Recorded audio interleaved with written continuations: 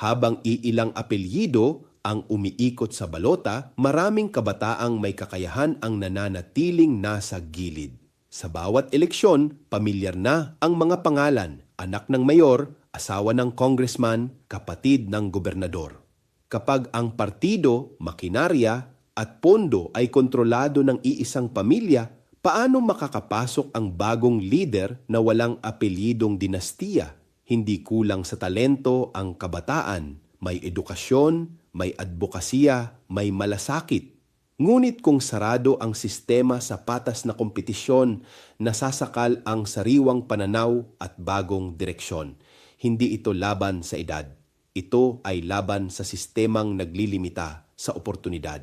Kung ang kinabukasan ay para sa kabataan, bakit tila nakalaan pa rin sa iilang pamilya? Pagkakataon ba ang inihahanda natin o minanang pwesto na naman? Ako si Bishop Tonyo, obispong migrante sa Europa at ito ang damdaming makabayan. Hanggang sa muli!